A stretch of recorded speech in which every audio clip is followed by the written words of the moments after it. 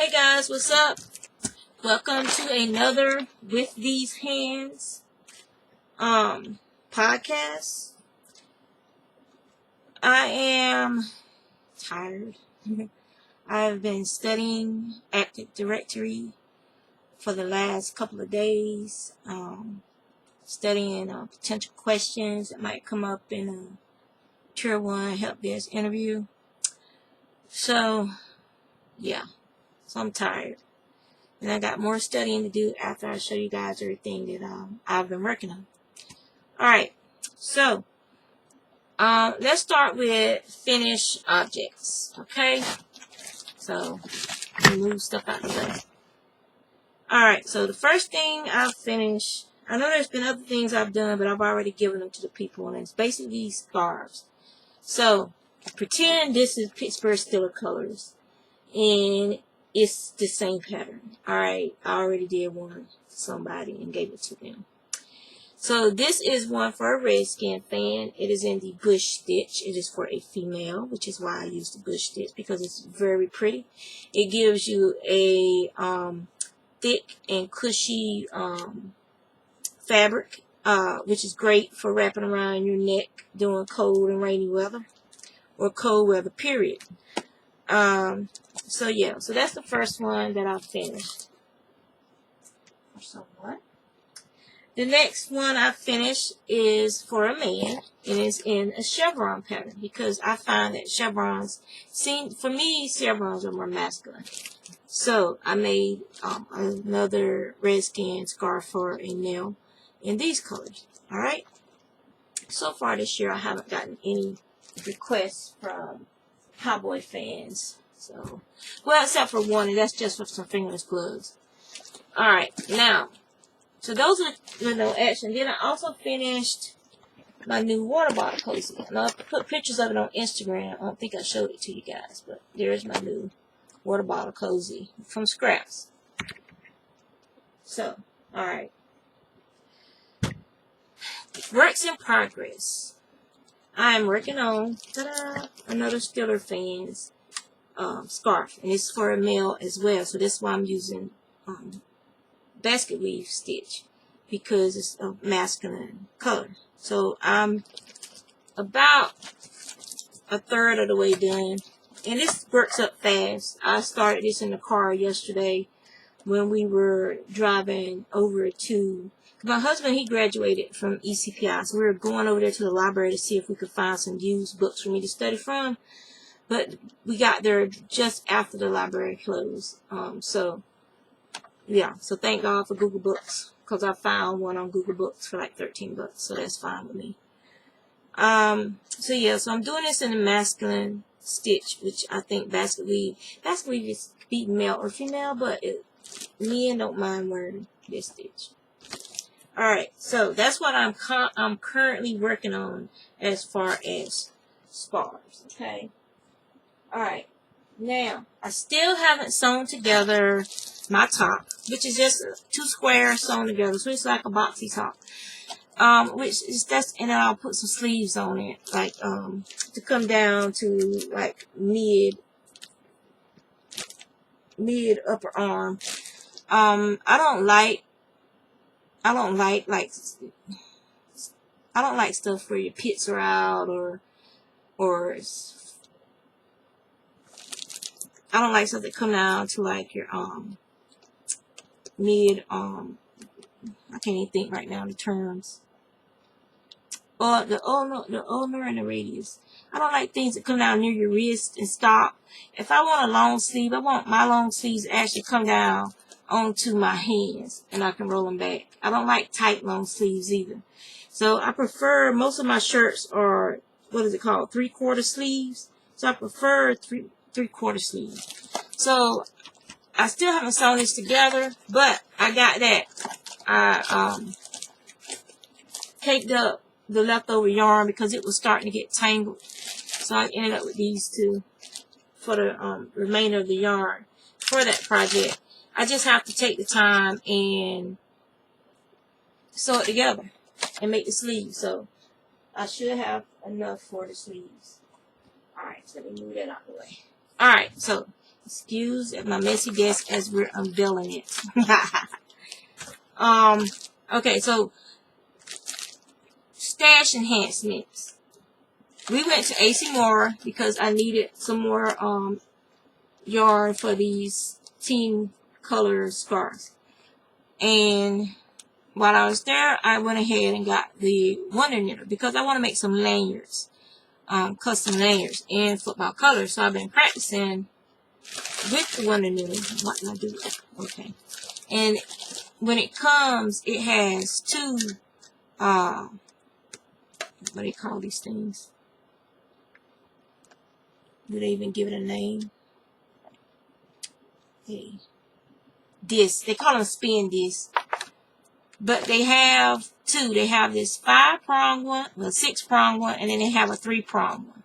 And just to give you an idea of the size, because under tension it's like this. So basically you're making, what do they call these things in knitting?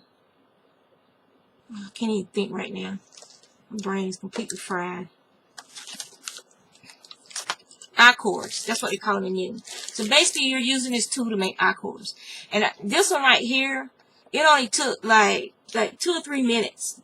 And I was already at this point just using the spin disc by itself. Because I'm going to show y'all how to wrap it when you start a project. And I just kept going. And like 2 or 3 minutes later I had this. Okay. So when you wrap it, alright, let's see. Okay, so it's just the last one I did. I also took and put Sharpie on the one that I want to start with. So I always know which one I started with and where I started at when I'm working on a project. So basically, to start, you're going to put your yarn down the center section. This is not going to be here, of course. It's going to be like this is what you're going to see. This little yarn in. You're going to place it down there, okay? You're then going to hold that yarn and put a little tension on it down here, okay? And you're going to wrap from left to right. So you're going to go this way and this way. There you go. I hope you guys can see because this thing's going to... Let me focus for you. I'm sorry, guys.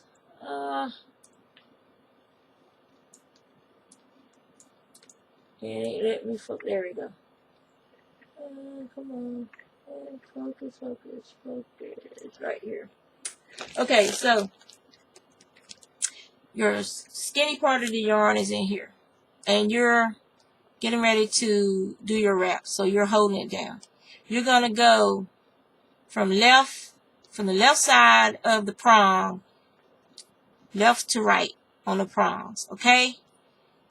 Left to right. Left to right, okay, and then left to right. Alright, I did the first prong left to right twice to lift it over there, but I'm already got stuff here. You're doing it left to right so you don't end up wrapping twice, and I'll show you what I'm talking about. If you go right to left, you're going to end up coming around twice. See what I'm saying? So don't go right to left because you end up coming around twice. See? You end up coming around it twice when you go right to left. So you want to go left to right, so you end up with what's called an E-wrap. The people who use looms know about that. So, okay. So now my yarn is coming around on my second pass. You don't want to wrap it. You just want to hold it in place. Okay? So you're going to hold it in place. You're going to pick up the wrap that was there. You're going to pick it up, and you're going to go over the prong. Alright? You turn to the next one. You're going to pick up your first one and you're going to go over the prong. And you're going to keep doing this. And you're just going to keep going until your I-cord is as long as you want it to be. And like I said, it's mindless. So this is something you can do while you're sitting watching television and whatnot. And before you know it, you'll have a nice I-cord. Like I said, I'm going to use mine for lanyards for work. Because the lanyards we have at work are just black lanyards and they're boring. So yeah. Alright, so let me move that out of the way and I'll show you guys the actual device as it is. You receive it out of this packaging. So this is what it looks like. The Nifty Knitter, or what do they call it? Yeah, the Wonder Knitter. They call it the Wonder Knitter. So this is what it looks like. And your, well, it won't come off because I got this thing on here right now. But this is where you sit your spin disc, okay? It has this little piece here that you hold, and you turn it with your fingers. Once you get started, you basically just turn it with your fingers, and you just lift it up, go over the prong, okay?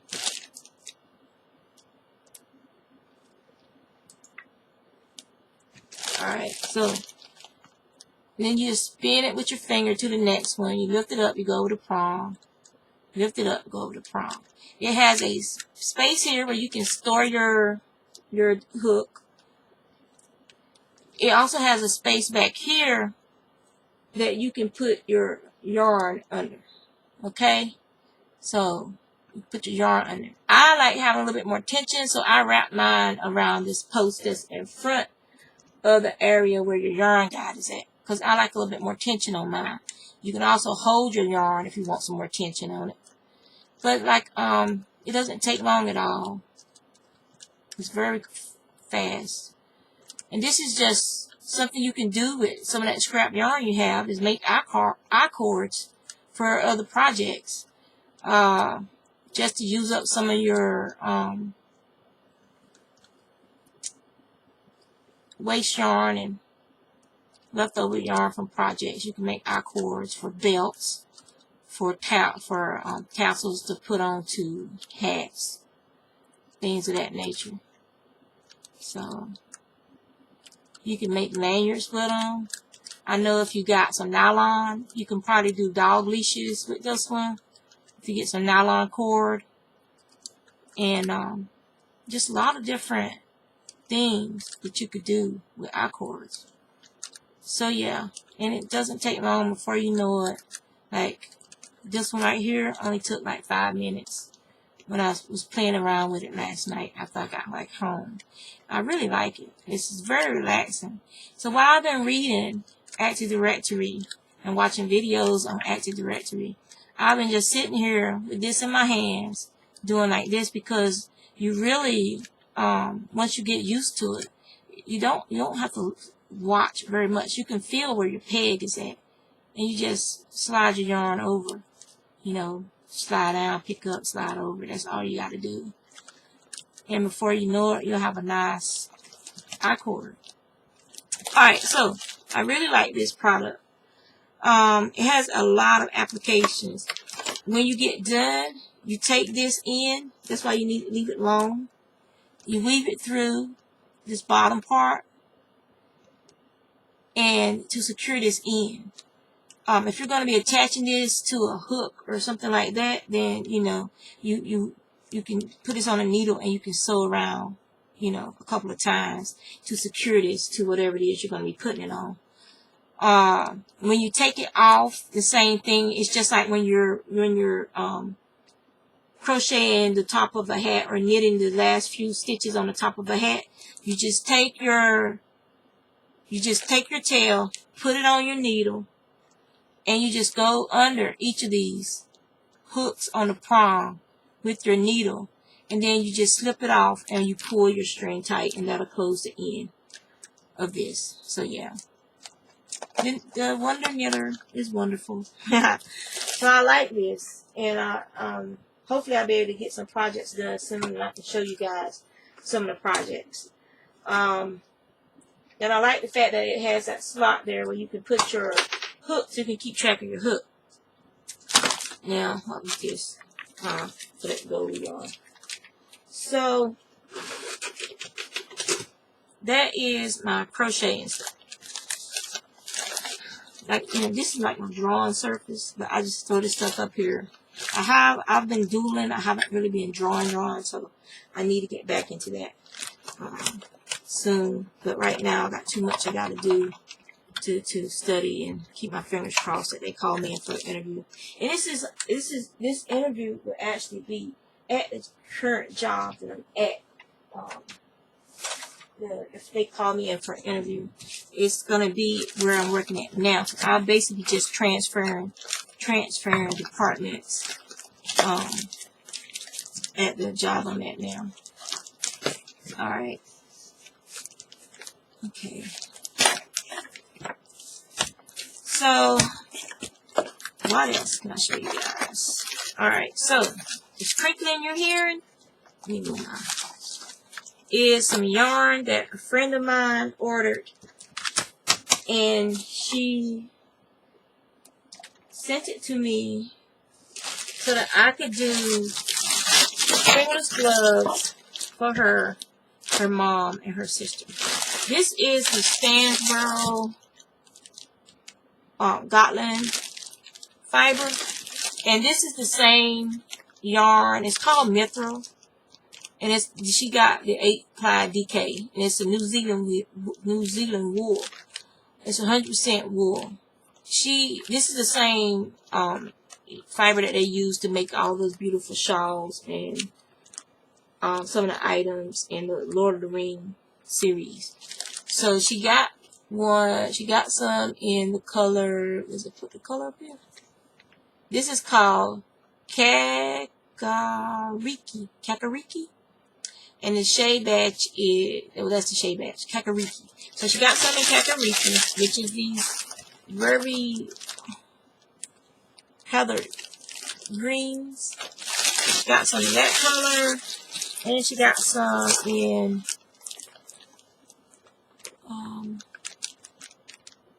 Cocaco,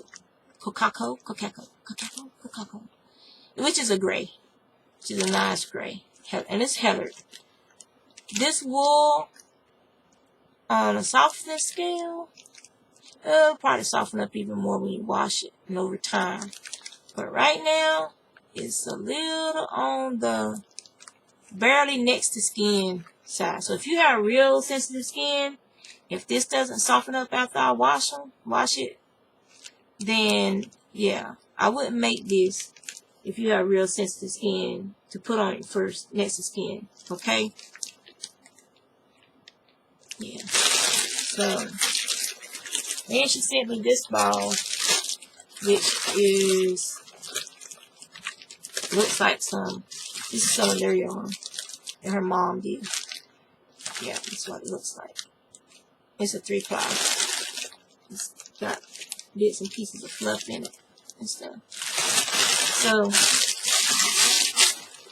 that's what I'm going to be using to make their fingerless gloves with.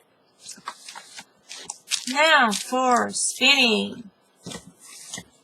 I haven't spun that much this week. What I'm working on right now is this. It's Falkland that I dyed, and that color is not showing up well.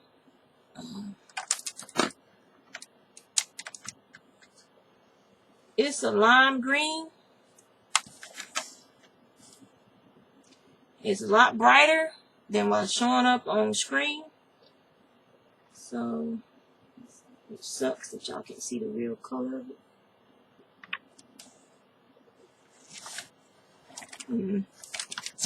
Oh well. I'm sorry you can't see the true color, but it's a lime green. Trust me on that. It's a lime green.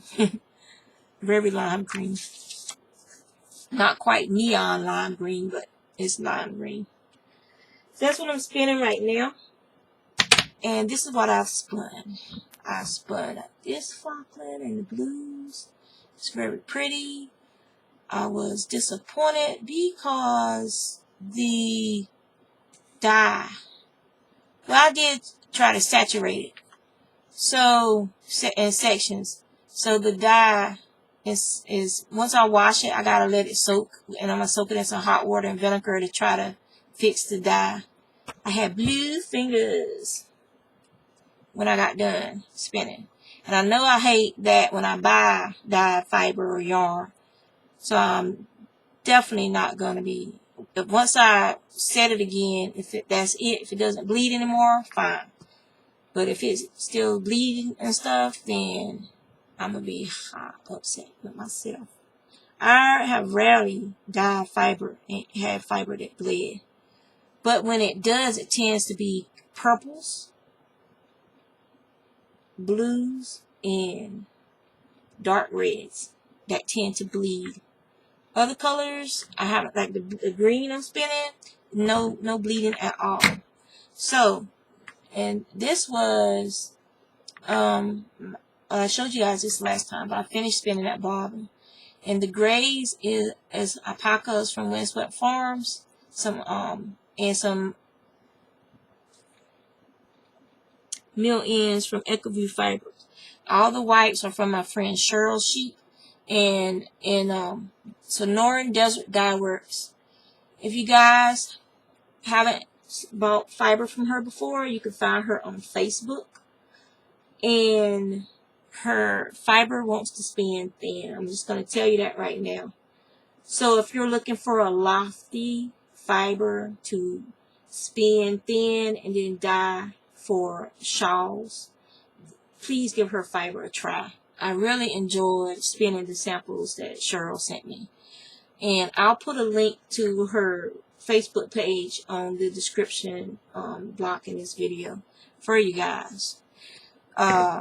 I finished spinning one bobbin of Fairy's fiber. And Fairy is a churro grown that's raised at Walks Far Acre Farms in Pennsylvania, Western Pennsylvania. And she is churro fiber from East Coast and Northern churro breeders. It has a lot more lanolin in it than churro down in Southwest. So the fiber doesn't feel as dry and rough as the Southwest desert fibers, which is the traditional fibers that you would use for Navajo weaving. So their fibers tend to be a little bit softer. And I've heard that traditional Navajo weavers, they won't use it. They say it's too soft, that it'll snap fast. It doesn't have the tensile strength as the desert fibers does, or something like that. But I really like it and the way it turned out. And if you're just gonna make a garment like a rug, for your cats, dogs, stuff like that, then this would be a nice fiber to use. I mean, and it's also awesome for felting. So if you have a felting project and you're looking for a good fiber, look at this stuff wrong, and it felts up. Okay. This is some more mill ends from Windswept Farms and from Ecoview Fiber Mill. It's wools and alpaca blends, and the same with this mill ends. So yeah, so I have 10 bobbins for my bee. Wish I had 20, but they're $35 each. So I have to save up when I want to buy extra bobbins to add to my bobbins to increase my bobbin. So I can just spin until all my bobbins are full except for one, and then I'll start plying. That's what I do. So that is my spinning for the week. Gardening, still getting a couple of tomatoes, getting peppers, still getting peppers in. After this rain, once the ground dries out some, I will be going out to check on my sweet potatoes again. They weren't quite where I wanted them, and they're still very green. None of the bushes are dying back yet, and they're still spreading over the garden. So, yeah. Oh, yeah, I got one more purchase that I got. I got this book on the African flower motifs, because it'd be easier just to snatch this book out and look instead of looking through my 400 stitches and stuff. Because I don't like marking the pages and leaving stuff in the pages of my books, or bending the pages of my books if I don't have to. This way I have all of the motifs for African flowers right there, and some projects to use them. I want to make this couple of these hats using my hand spun. That's I use the remnant skeins where I have all the different colors in one skein. Like you've seen me when I do shawls, I want to make one of those hats using it. So that's pretty much it. I purchased that new Stephen West scarf pattern. Not Stephen West. What's his name? Jared Flood. It's this Jared Flood. Let me look at my patterns and I'll tell you guys the name of it. but it's real pretty. And it has some techniques I haven't used yet. Like, I've never done a tubular cast on. So there's several techniques with this scarf that I will be learning. And it has like more complicated cables than I've used in the past. So wish me luck with that. Let me tell you guys what it's called. It's called Gilder. G-U-I-L-D-E-R. And it's by Jared Flood from Brooklyn Tweed Design Team. So, yeah. It's so pretty. So if you guys go to Ravelry, it's a little on the pricey side for a single pattern. But considering how well designed it is and how pretty it is, I think, you know, it's worth the money. I mean, you go spend $7 on a cup of coffee, some people do. So, $7 on a pattern, there's no problem.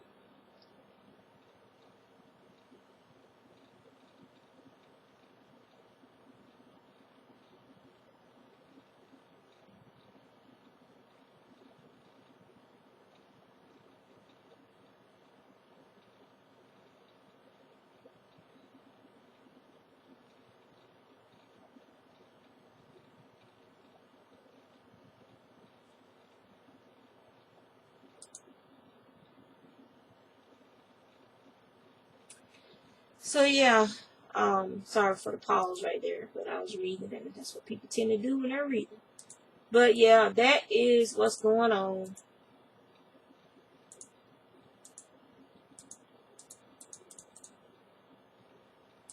With me and my crafting. So I'm gonna let you guys go. If you have any questions, feel free to ask. Don't forget, next week on the 30th is the last day for you to make your entry for the giveaway for those craft looms that I'm giving away. So if no one else makes any entries, then the first 3 people get stuff. So that's that. I'm going to leave you guys to it and get back to studying, and take care.